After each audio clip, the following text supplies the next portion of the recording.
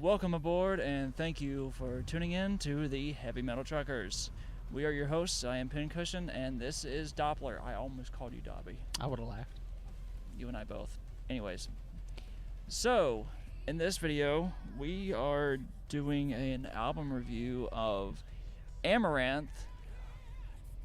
The Catalyst. That. So, that being said, you go. You want to bring up the track listing? Yeah, you give some backstory and Sure. I'll do this.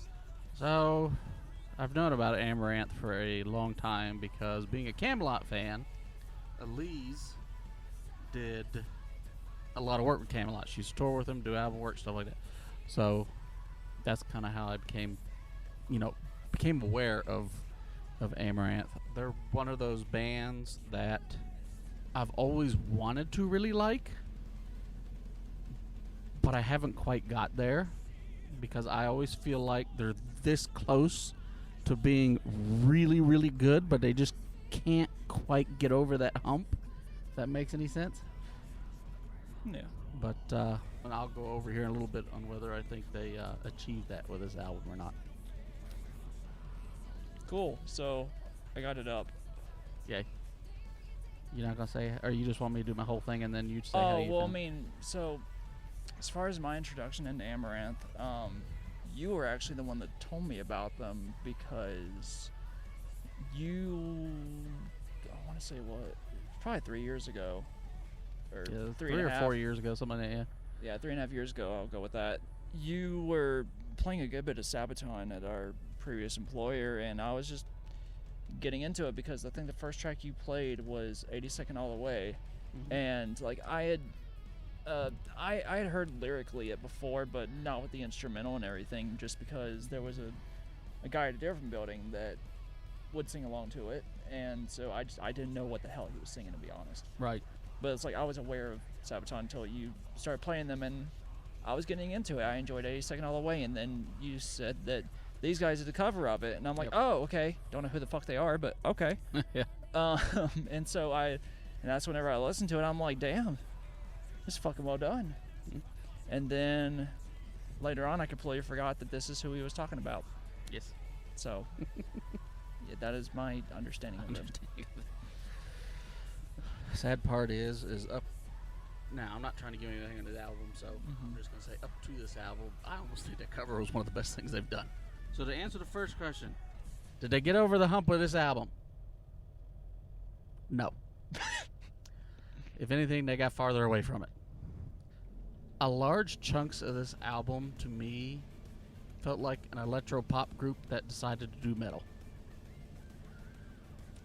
Like, it really did. Now, there were some exceptions, but there were songs that felt that way. And I was not a fan of any of those. Now, there were some songs I liked in here, and I thought the Catalyst, the intro wasn't bad. Like, for an intro song, it was okay. Didn't care for Insatiable at all. It was very forgetful for me. Now, Damnation Flame and Liberated were two of the 3 or 4 songs that I thought were decent. Then you get into Revision, which was definitely one of those songs that sounded like, I can't remember if it was Revision or Interference, but I swear to God it sounded like if Eiffel 65 decided to do metal. If who? Eiffel 65. You know, the blue daba diba, you know that song? Oh, I didn't recognize the artist at first. My bad. That's that, like, move your body at all. Like, it just, and I don't have anything against electropop music. I got stuck in my head. Thank you. You're welcome. I don't have anything against electropop music, but when I'm listening to metal, I don't know. I just don't like how the two mix. For me personally. I think it would also depend on what artist is arranging it, because they could do so in a way that actually works. Although you're teetering into, for sure. But you're teetering into industrial metal at that point. Yeah. And there was one song on here that actually was semi-industrial. I swear it almost could have been a Static X song, but Static X would have done it a million times better. No offense to them, but I don't remember which one it was off the top of my head right now. Damnation Flame, Liberated were two of the halfway decent songs on here. Man laughing over here. No, sorry, because I was looking at the track listing and I'm like, I had a bit of, I don't remember if it's called astigmatism or dyslexia, whenever you take one word from one line and put it to the next one. And I, instead of stay a little while, I thought it said stay a little ecstasy. And I'm like, wait, what? Stay a Little While was the soft song on the album, which probably means he didn't care for it because he don't like soft, but I actually enjoyed it. It was actually one of the better songs on the album. Didn't care for Ecstasy. Breaking the Waves was okay. And then we've already done Outer Dimensions. It was on I think it was on the symphonic video that we did. Neither of us cared for it. Still didn't care for it. Though for me, it was a tick better on the album. I think because You had everything else surrounding it. everything else surrounding it, and I think the music video for it helped the dislike for it because I didn't really care for the music video either. The visuals just weren't Yeah. really there. Yeah. Yeah. And then the last two didn't do anything for me either. I feel like I said, they're this band that I feel like they're so close to being really good, but they can't quite get over that. Like, I've always listened to them and felt like something was missing. Couldn't have told you what it was, but I felt like something was missing. Another problem this album had was some of the songs would start out decent, like they'd have a little bit of atmosphere, and then the song would get into it and that atmosphere would disappear. Like, I don't know if you noticed that, but I did. And that took away from it for me as well. But with this album, I felt like they even got farther away from that, whatever that hump is that they need to get over, for me. Now, I know there's people out there who probably absolutely love this, which, more power to you. Doesn't, your opinion.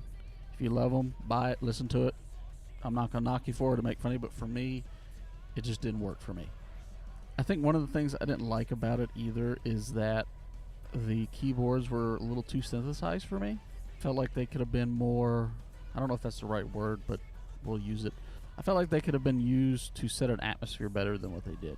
I'm like, I know he's gonna phrase it correctly. There he went. Yeah. And so, like, there was just a lot of little things, and then, like I said, the electro pop feel of it just did not work for me at all. So in the end, I wasn't a huge fan of this album. Now, the vocals were decent. Like, Elise sounded great as always. I don't know the guy's name, but both of them sounded decent, especially the one dude that does the cleans. I think he actually has a fantastic voice. He really does. The growls, or the guy that did the harsh vocals, he's not the greatest harsh vocalist I've ever heard, but he does well enough. He's competent. Yeah. So overall, like, if there was a strong point to this album, it would be the vocals. Overall, for me, I actually gave this album a 4.5. Yeah, that's like it's not something that I would see myself listening to again. It's not Intriguing. definitely not something I would buy. I had high hopes coming into it because, like I said, to me they're just one little thing, whatever it is, away from being really good. And I was hoping that more time under the belt they were going to get there. But if anything, to me they fell back a little bit. Again, that's my personal taste, so that's where I sat on this album. So for me, going into this, interestingly enough, hearing the Catalyst, I'm like, damn, a little catchy. That's why I said if Catalyst wasn't a bad intro song. Now here's the funny thing for me, the way that piece was structured as far as like intro, pre-chorus, chorus, bridge, end chorus, whatever. The structure that it took, the same formula I heard on the second track.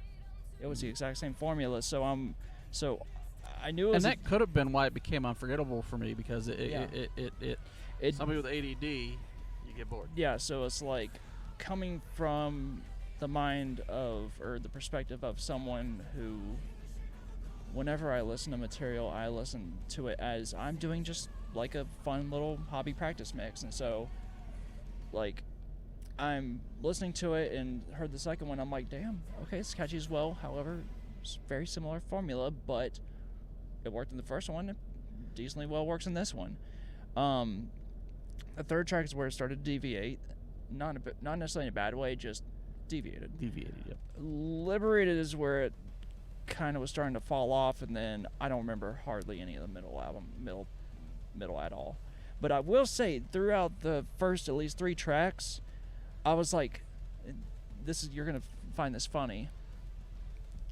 I'd completely forgotten that they were the ones that did a cover to 82nd All the Way, and I'm sitting here thinking, these guys sound like a modern take on Ask Alexandria, but with influence of Sabaton. And I'm like, oh wait, that's right, they did the cover, so it's like they had some Sabaton influence, but throughout the whole thing, it just felt like an Ask Alexandria group that were more influenced by Sabaton. The more heavier style vocals, I greatly appreciated. My main enjoyment with the vocals on this was whenever they were doing the group vocals. Yeah, their harmonies were good. Their harmonies were absolutely exceptional. Unfortunately, and this may offend some, but this again is my own personal take on it. And many a times, I can't remember her name. Elise. Yeah, she just kind of, or Elise, something like that. The way it was arranged, it was like it was just a pretty voice there, and it wasn't much to it to me. And in some ways there was, like, her vocals were pretty much consistent throughout the album. There wasn't really a whole lot that she did in terms of she had the very consistent vocal style that's in a lot of the modern day pop, I don't even want to say electronic pop, but that's kind of what this album felt like at times. Well, I mean, like, if you consider like the modern artists that are pop, it's not like it was back in our day, where it's like the pop artists of then was like Spice Girls, Britney Spears, and God, yeah. So I mean, like, having that kind of vocal style to where it's like they had a dynamic within the vocals, and there was swooping, and like they had a rhythm to it. Mm-hmm. Whereas now it's just try and almost make it sound sultry, but just kind of almost poppy lounge almost. And that's how I hear a lot of pop artists these days whenever I'm out and about, because I don't listen to this shit on my own. Just, no offense again, but just not for me. Pop music at all. But her vocals, they were sounding like very not, I don't want to say pop influenced, but they were pop style, and to where they were, especially on some songs. It was really noticeable. It just sounded like, oh, it's just trying to be a pretty voice, and that's just what it came across to me as. So it's like I was incredibly mixed on this, because instrumentals were fucking phenomenal. All the instrumentals had, like, for the tracks that were upbeat, like the first three, I would so on 4. They were just upbeat, have a solid rhythm, and like afterwards it would depend on the track and how they wanted to go about it. What did you think of the slow song? Or do you even remember it? I'm not sure that I remembered it, probably because I unintentionally may or may not tuned it out. But that might have been one where it's like she was doing way more of like the poppy voice, and I just my mind drifted. It was both of the clean vocalists. I can't remember if the harsh was in that or not, but it was. I remember it was both her and him, the clean guy. But it was definitely solid. I enjoyed it. Even like for, I think, Breaking the Waves. Yeah, that one wasn't bad. That one was not bad at all. And like I said, it was very mixed, because what was good was damn good, and what was this sounds like it could have been from another album. If I were to rate this, I would honestly probably put it like maybe around 6.5, because I mean, the ones that were, like I said, the ones that were good, it's like I could listen to again. Am I gonna buy the album? No, because like I said, it was like an Asking Alexandria knockoff group wanting to be more, have a Sabaton influence. So for you, it was okay, but it was nothing. It was an interesting listen, but that's about it. Yeah. So for me, it was on the low end of average for me. But you have also heard more of them than I have, so you had a bit more to go off on. But I mean, like I said, I know there's people that can disagree with me, which perfectly fine. Everybody has different taste, you know. Yeah, and I do. And whenever they had the electronic and the synth ordeal, that it was that aspect, the way it was done, that I'm like, this is exactly like what Asking Alexandria used to be. I was forced to listen to that. I've never cared for them. Neither have I. No, Charlie didn't either. So like, Amity Affliction. Yeah, no. With some of the like almost synth work. It's like that's kind of where they enjoyed Sabaton and wanted to incorporate some of their style into it, and it fell short because it didn't have the atmosphere that Sabaton. I was gonna say, yeah, that like Sabaton Sabaton does creates it too, but they do it where I don't want to say better, but in my opinion, it kind of is. Like it sounds better, it fits better. They're better it's at arranging it. right. Yeah, that's why I said it's like this band is so close to being really good. They can't quite get there. I don't know what you know. Yeah, like again, if this is something that, like what we said, that our knocks are actually positives for you, then hell yeah, I get it. But for us, just not our cup of tea. Yeah, But just for personal preference. yeah, but for what it is, well done. Mhm. And that's why I gave it the 6.5. Because I mean, like I said, it's good for what it is. I will say, Outer Dimensions was way better listening to it. It was. And I think it was because I didn't have that music video to look at. And like you said, you could hear things better. I still didn't love it. Oh no, I did. It's definitely, I can see why it was the first song they put out because it's very catchy. It's very, you know. Yeah, it is catchy. It's just, again, that was one of the ones where it had, and again, I said, and my apologies if this offends people, but it sounded like she was just putting her voice in there to be a pretty voice.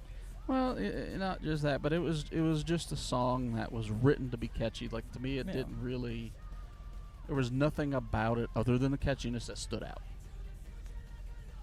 For me, personally. Right. But, yeah, we'll just leave it there because we're going to end up just kind of repeating the same thing Yeah. over and over. But, yeah, hope you found this somewhat informative. Again, don't necessarily take our full word for it. Go and listen to your Yeah, listen to it for yourself. and make your own assessment. But until then, keep on rolling, have you guys.